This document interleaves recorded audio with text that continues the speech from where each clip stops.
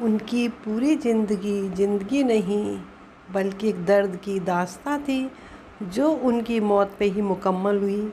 उनकी मौत पे इनके बेहद करीब रही नरगिस दत्त जी ने कहा था, मौत मुबारक हो मीना।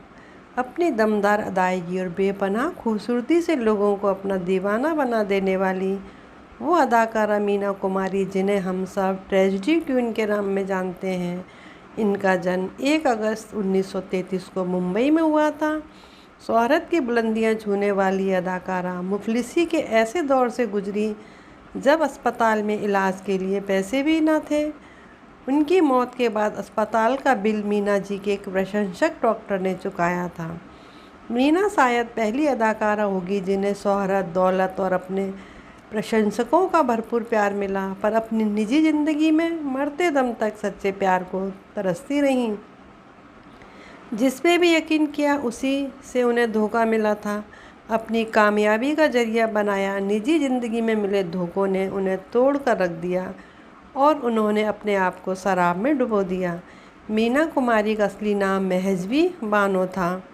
उनके पिता अली बख्श पारसी रंगमंच के एक मजे हुए कलाकार थे और उन्होंने फिल्म शाही लुटेरे में संगीत भी दिया था। उनकी मां प्रभावती देवी, बाद में इकबाल बानो, भी एक मशहूर नृत्यांगना और अदाकारा थी। मीना कुमारी की बड़ी बहन खुर्शीद और छोटी बहन बेबी माधुरी भी फिल्म अभिनेत्री थी। कहा जाता है कि दरिद्रता से ग्रस्त उनके पिता अली बख्श उन्हें पैदा होते ही अनाथ आश्रम में छोड़ आए थे। हालांकि अपने नवजात शिशु से दूर जाते जाते पिता का दिल भर आया और तुरंत अनाथ आश्रम की ओर चल पड़े। पास पहुँचे तो देखा कि नन्ही मीना के पूरे शरीर पर चींटियाँ काट रही थीं। अनाथ आश्रम का दरवाज़ा बंद था, शायद अंदर शव सो गए थे। ये सब देख उस लाचार पिता की हिम्मत टूट गई, आंखों से आंसू बह निकले। झट से अपनी नन्ही सी जान को साफ किया और अपने दिल से लगा लिया। अली बख्श अपनी चंद दिनों की बेटी को घर ले आए। समय के साथ साथ शरीर के वो घाव तो ठीक हो गए, किंतु मन में लगे बदकिस्मती के घावों ने अंतिम सांस तक मीना का साथ नहीं छोड़ा। मीना कुमारी की नानी हेम सुंदरी मुखर्जी पारसी रंगमंच से जुड़ी हुई थी। बंगाल के प्रतिष्ठित टैगोर परिवार के पुत्र जदुनंदन टैगोर ने परिवार की इच्छा के विरुद्ध हेम सुंदरी से विवाह कर लिया। 1962 में दुर्भाग्य से जदुनंदन का देहांत होने के बाद हेम सुंदरी को बंगाल छोड़कर मेरठ आना पड़ा, जहां अस्पताल में नर्स की नौकरी करती हुई उन्होंने एक उर्दू पत्रकार प्यारेलाल शंकर मेरठी, जो कि ईसाई थे, से शादी की। ईसाई धर्म अपना लिया। हेम सुंदरी की 2 पुत्री हुईं, जिनमें से एक प्रभावती थी जो मीना कुमारी की मां थी। घर के आर्थिक हालत के कारण इन्हें वातोर बाल कलाकारी शुरुआत करनी पड़ी। महजबी बानो पहली बार 1939 में फिल्म निर्देशक विजय भट्ट की फिल्म लेदर फेस में बेबी महजबी के रूप में नजर आईं।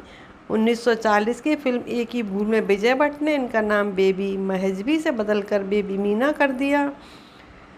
फिर आई फिल्म बच्चों का खेल से बेबी मीना 13 वर्ष की आयु में मीना कुमारी बनी। मीना कुमारी की प्रारंभिक फिल्में ज़्यादातर पौराणिक कथाओं पर आधारित थी, जिनमें हनुमान, पाताल विजय, वीर घटोत्कच व श्री गणेश महिमा प्रमुख है। वैसे तो फिल्मों में निभाए उनके सभी किरदार यादगार हैं, पर कुछ फिल्में जैसे पाकीज़ा, शाही बीबी और गुलाम की छोटी बहू ने उन्हें अमर कर दिया।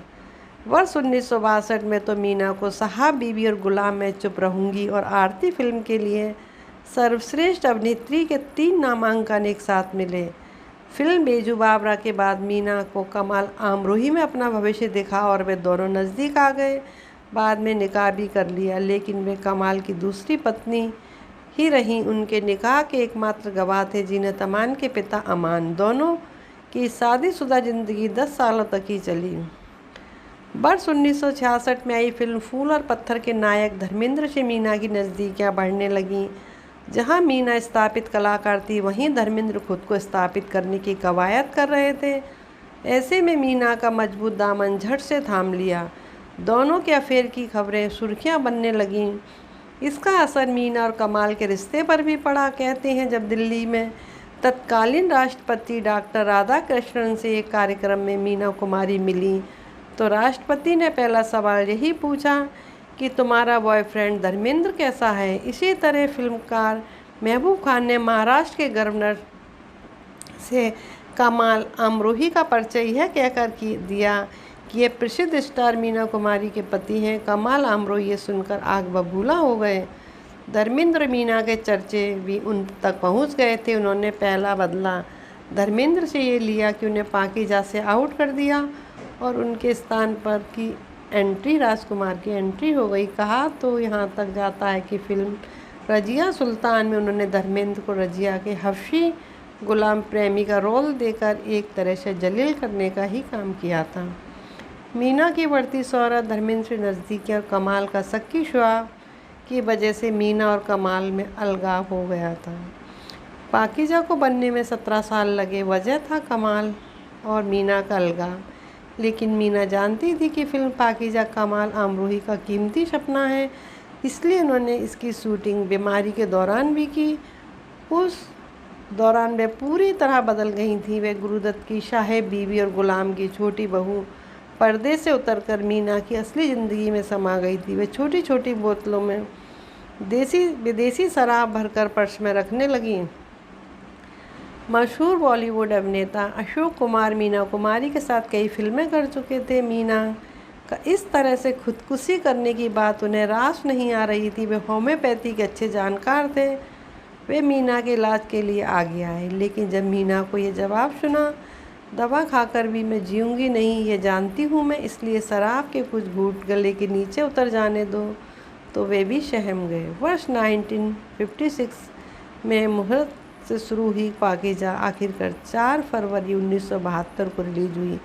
पाकीज़ा सुपरहिट रही और हिंदी सिनेमा में कमाल अमरोही का नाम हमेशा के लिए दर्ज हो गया।